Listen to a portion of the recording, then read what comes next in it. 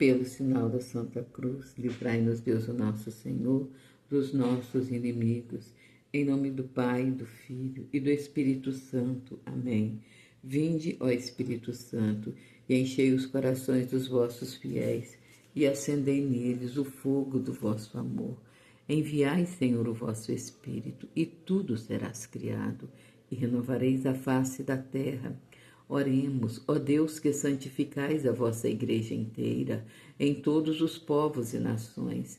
Derramai por toda a extensão do mundo os dons do Espírito Santo, e realizai agora no coração dos fiéis as maravilhas que operastes no início da pregação do Evangelho por nosso Senhor Jesus Cristo. Na unidade do Espírito Santo. Amém. Abri meus lábios, ó Senhor, e a minha boca anunciará o vosso louvor. Vinde, ó Deus, em meu auxílio, socorrei-me sem demora. Glória ao Pai, ao Filho e ao Espírito Santo, assim como era no princípio, agora e sempre, por todos os séculos dos séculos. Amém. Então, hoje vamos começar, vamos para o quinto dia da primeira parte, o quinto dia da primeira parte dos 12 dias preliminares. Então, hoje é o quinto dia dos 12 dias preliminares da primeira parte da consagração. O tema, o Espírito do Mundo. Examine a sua consciência, reze e renuncie à sua própria vontade. A pureza de coração e mortificação. Esta pureza é indispensável para contemplar a Deus no paraíso, para vê-lo na terra e para conhecê-lo pela luz da fé. A primeira parte da preparação deveria ser empregada no sentido de eliminar o espírito do mundo. O espírito do mundo é contrário ao espírito de Jesus Cristo. O espírito do mundo consiste essencialmente em negar o supremo domínio de Deus. Negação esta que se manifesta pela prática do pecado e da desobediência. É, portanto, oposto, contrário ao espírito de Jesus Cristo, que também é o espírito de Maria. Então, o espírito do mundo, né, é a negação do espírito de Cristo e de Maria pelo pecado e pela desobediência. Então, falando sobre a obediência, né, Jesus, ele pede a obediência para sua mãe para partir para a vida pública. E depois ele pede obediência também para morrer crucificado. Aqui está como é importante a nossa vida. A nossa obediência. Devemos, em primeiro lugar, obedecer às leis de Deus e da Igreja, às autoridades constituídas, a cada estado de vida, obedecermos de comum acordo, casados, obedecendo esposos e esposas, né? Filhos obedecendo pai e mãe, netos, além de obedecer pai e mãe, obedecer aos avós, a igreja, obedecer à igreja. Na igreja, a gente obedecer o Papa, os bispos, sacerdotes, diretor espiritual, confessor. Jesus disse à sua mãe: deixa-me partir para a vida pública. E São José já havia morrido, então Maria diz o sim, ela deixa Jesus partir para a vida pública. Depois Jesus diz, e Maria fica sofrendo em casa a ausência de Jesus. Porém, o amor de Deus, né? A obediência ao amor a Deus, nunca separa totalmente. A alma fica separada a pessoa fica separada do corpo, mas juntos na alma. O amor de Deus não deixa que nós separamos a alma daquele que foi. Então a gente sempre tem aquela lembrança. E o mesmo aconteceu com Nossa Senhora. Depois Jesus diz: deixa-me morrer crucificado. E Nossa Senhora teve que dizer o sim. O sim de Nossa Senhora, ele foi fundido de Nossa Senhora ao Pai, foi fundido ao sim de Jesus também ao Pai, quando Jesus aceitou, né, vir ser concebido pela Virgem Maria. E nesse sim estava todo o pacote de obediência, pacote de amor, de obediência ao Pai. Jesus, ele obedeceu a Maria aqui na terra, em obediência, porque aqui na terra Maria e José eram os pais dele. Então, ele obedecia Maria e José, porque Maria e José foram constituídos por Deus para ser os pais dele aqui na terra. E ao mesmo tempo, Jesus, ele tinha que obedecer a Deus. O mesmo acontece com a gente. A gente obedece os nossos pais aqui, porque nossos pais foram constituídos por Deus para serem nossos pais, para ser a autoridade maior sobre nós. E assim temos o dever de obedecer à igreja, aos sacerdotes, às autoridades constituídas.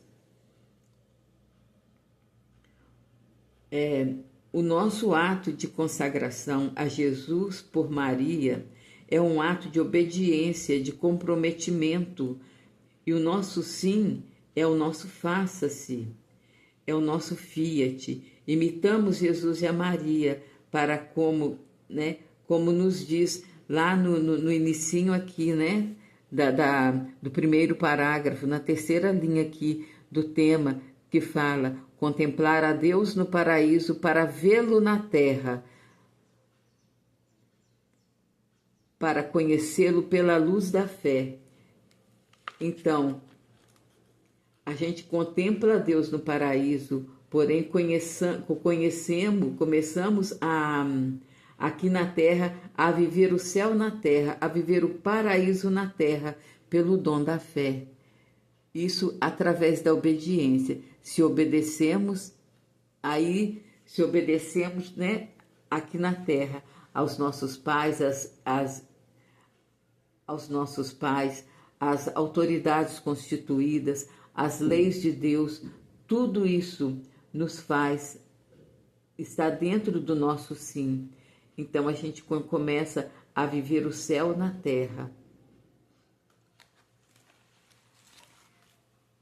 O espírito do mundo, ele se manifesta pela concupiscência da carne, a concupiscência dos olhos, o orgulho da vida, a desobediência às leis de Deus e o abuso das coisas criadas.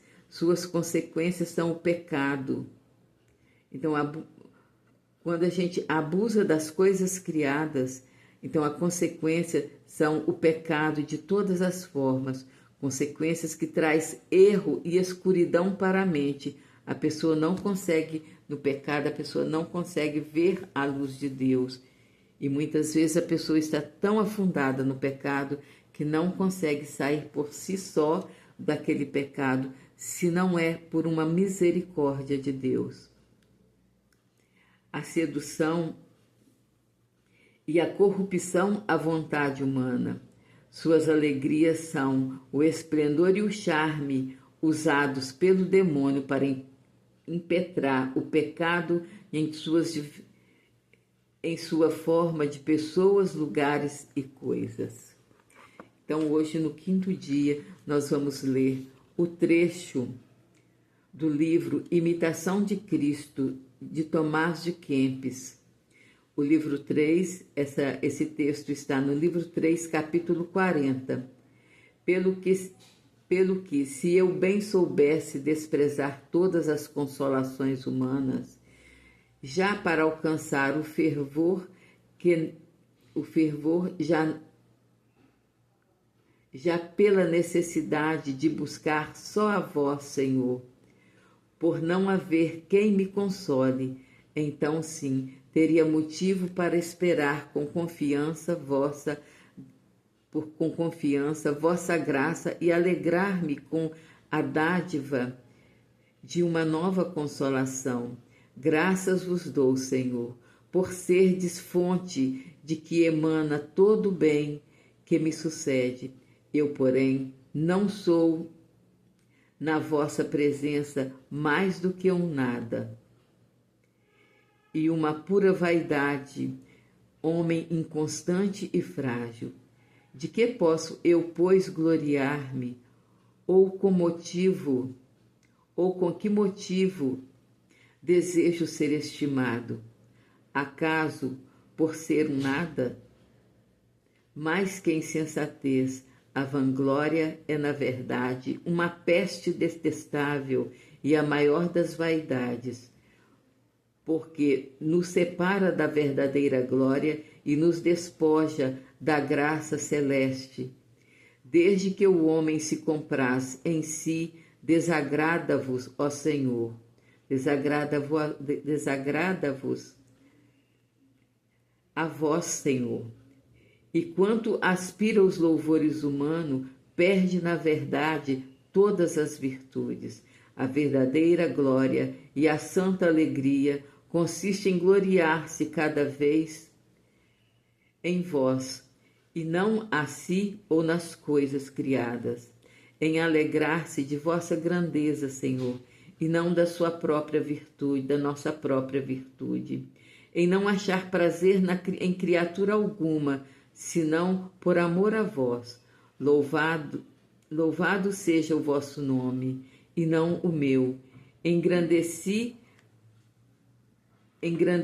das que sejam vossas obras, e não das minhas. Bendito seja o vosso santo nome. E nada me atribua dos louvores dos homens. Vós sois a minha glória, Senhor. Vós sois a minha alegria, a alegria do meu coração.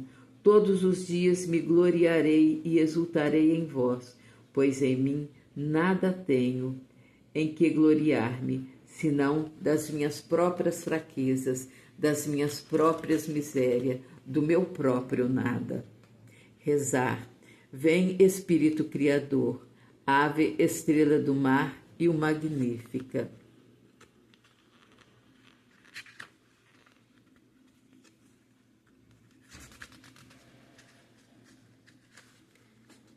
Vem, Espírito Criador, vem, Espírito Criador, visita as mentes dos teus, e os peitos tu criastes, enche de graça dos céus.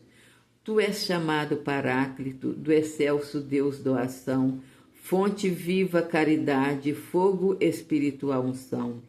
Tu com sempitiforme dádiva, dedo da destra paterna, promessa sua fiel, que às línguas dás força de vosso perna. No sentido espalha luz e no peito infunde amor, alentado o corpo tão frágil, com o seu perene vigor.